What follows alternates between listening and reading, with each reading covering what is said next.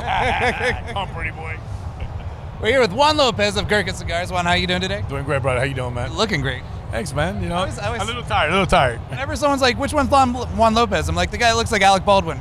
Well, he's like, he's got a lot more money, and he's 10 years older, but okay, thanks. Same gray hair. Same gray hair. All right, so you guys took, I don't know if it's your best-selling cigar, but the Ghost is one of the most popular cigars you guys have. In all the forums, people are like, the Ghost is the best Gurkha out there. And now you're making a new cigar of it. Tell me a little bit about that. Yeah, so yeah, Ghost, you know, our core brands are Ghost and Cellar Reserves. That's what we sell the most of, and Ghost has a huge following. So we first started 10 years ago with the Ghost. We had the Ghost with the Brazilian Arapiraca wrapper, the Maduro, still our top-selling cigar to this day. Then we said a few years later, we came out with the Ghost Habano, which is a beautiful reddish Habano. And then this year we said, you know what, the trilogy needs to be completed. And the only way to do it is everybody comes out with a mild Connecticut cigar. I want to do something a little bit different. I want something more medium to full body, but still with that creamy smoothness to it. Yeah. So we decided to come out with the Ghost Connecticut, which will be, as you can see it right here, like the props right there. So we kept it simple. Robusto Toro 6x60. Same price points between $8.50 to $10 retail, which is a good price point. The flavor profile, again, more the medium body cigar, earthy, nutty, and then it's got that creaminess from the wrapper of the Connecticut, which we're really excited about, and will be available in about another month, but for sale in the first, it'll be for sale at the Gray Smoke in Palm Beach. Abe Babna's a big event coming up here in a month. We promise Abe we'll release it there, so that's what we're gonna do. Excellent. After that, it goes nationwide. Excellent. I just ran into Abe at the Renaissance Fair on Sunday. Oh, there you go. He was with Alex the Goat out there, I'm sure. Yes, he was. yeah. So where do you source your Connecticut for that? So ASP, obviously everybody knows ASP makes, grows the best, as far as Ecuadorian Connecticut tobacco in the world, and we kept it simple. We said if it's worked for the last 10, 12 years, we're gonna keep it with A Flores, a PDR. So he's also making the Ghost Connecticut for us as well. Awesome. And then you guys also came out with a whole new line, kind of. Is it a part two? Yes. So what we did was we're literally walking around in our warehouse. We got 50,000 square feet, ton of swag, ton of boxes, this, that, and the other. Excuse me. And we found this beautiful box that we used to have as one of our core brands back about 15 years ago. It's called the Grand Age. So these boxes are like treasure boxes. And at that time, it fit 50 cigars.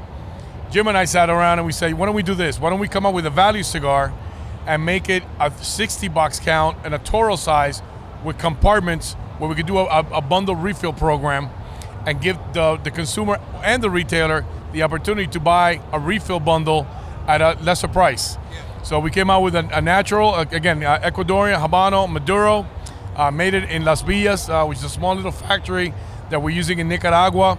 This guy Guille, awesome guy. Met him last PCA.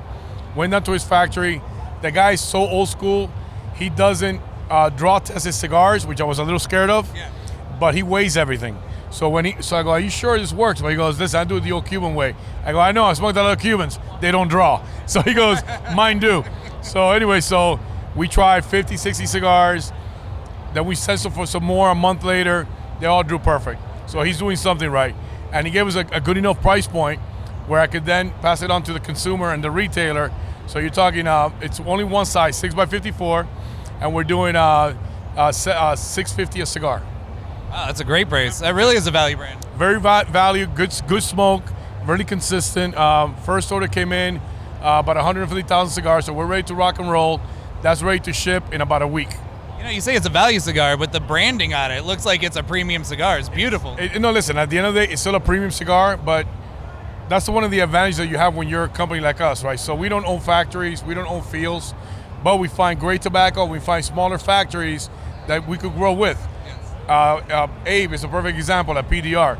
When we first started with Abe, he was doing 100,000 cigars with us. This year he did 2.5 million.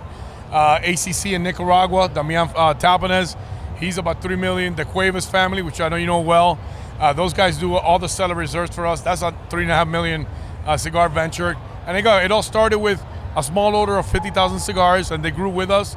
And here we are, man. That's one of the advantages that we have over a lot of other manufacturers slash, I call us tobacco merchants.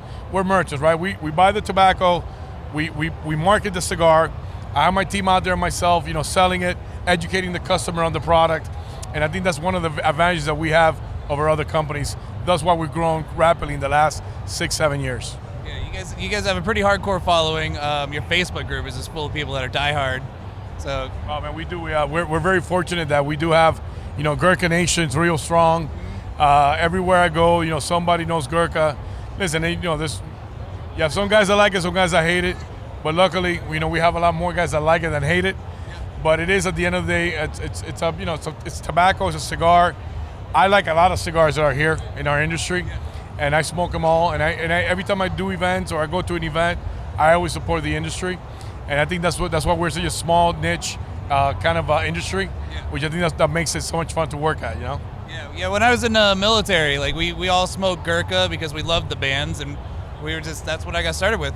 No, man, it's funny because I think we stopped doing it about a year and a half ago. We were sending anywhere from 50 to 100,000 cigars a year to the soldiers out in Afghanistan. And every time I would do an event, anywhere there was a base, dude, they would come in droves, and they're like, "Oh, you're the Gurkha guy?" I go, "No, I'm the vice president. I'm not the Gurkha guy, but I am the guy that represents Gurkha." And they're like, "Man, because of you guys, we were able to take that hour vacation." Yeah. That's what they called it, an hour vacation, just smoking our sticks and just forgetting about the everyday, rut that you have to do, and the dangers that they face. They went on a 1 hour vacation every time they get an opportunity. So that meant a lot to me, and that's pretty cool. Yeah, we had to do 12-hour watches in towers on the skirts of the bases, and it was forever. It just took forever. And when we started getting cigars in there, we were just like, "Oh, I kind of like these watches. This is pretty nice." Why not? Thank you so much, Juan Lopez. Brother, pleasure, man. Always good seeing you, man. Likewise, brother. Take care, man. Appreciate it. Appreciate you, bro.